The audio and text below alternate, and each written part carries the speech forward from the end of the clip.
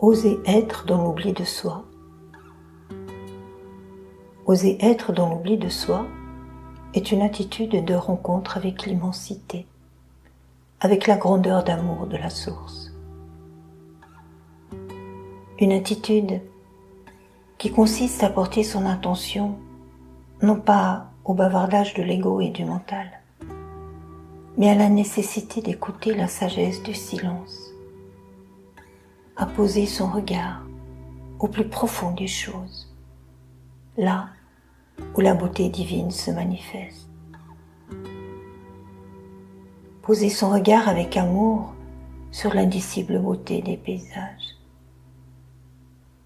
Ouvrir son cœur à la pureté d'un sourire d'enfant, ou voir la lumière d'amour briller dans les yeux d'un mourant. Se réjouir de tout ce qui advient au fil d'une journée, avec les mêmes gratitude et contentement, quoi qu'il arrive.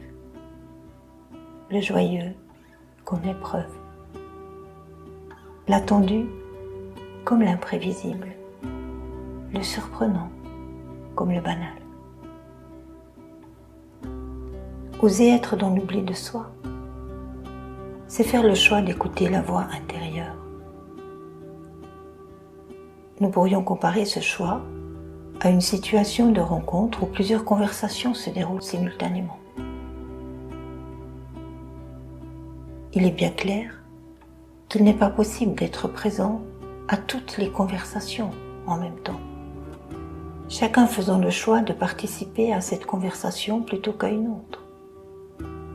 Personne n'a rien perdu en faisant un choix, alors que quiconque ne choisit pas et tente de participer à tout en même temps aura tout perdu, parce qu'il n'aura bénéficié que partiellement de fragments de conversations éparses. Il aura peut-être l'impression d'avoir survolé l'ensemble des conversations, mais l'essence d'aucune n'aura assouvi sa peur de manquer quelque chose en se consacrant à une seule. Chacun a toujours le choix de porter l'attention au verbiage de l'ego avec son cortège de peur, de retenue, de séduction et de tentation à assouvir un désir, un fantasme, une croyance, ou du moins ce qui retiendra l'attention du mental. Ou alors de porter son attention sur l'immensité qui se trouve à l'intérieur du cœur, cette immensité de silence et de paix.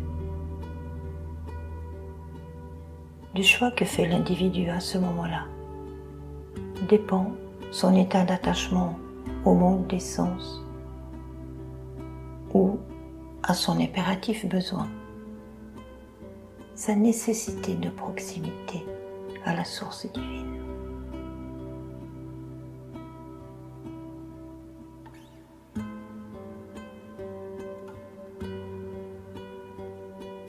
Oser être dans l'oubli de soi ne veut pas dire renier l'ego, le mental, les besoins et les manifestations du corps et de ce monde matériel, non. Bien au contraire.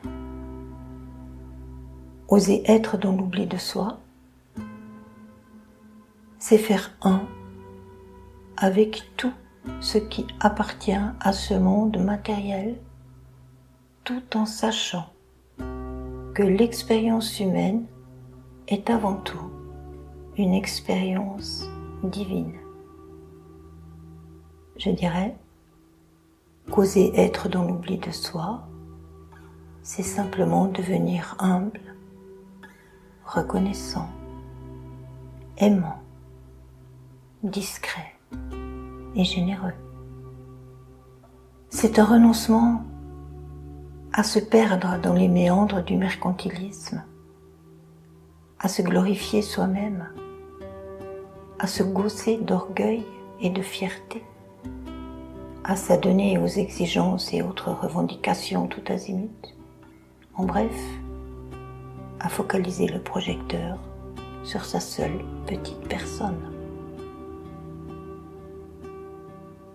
Oser être dans l'oubli de soi est une attitude de bravoure simplement. C'est choisir une vie simple, en toute confiance. C'est accepter de se nourrir et de se servir à la table du banquet spirituel. Et Dieu sait si elle est riche et garnie, bien au-delà de l'imaginable possible. Être dans l'oubli de soi, c'est se laisser porter en toutes circonstances et étancher sa soif à la source.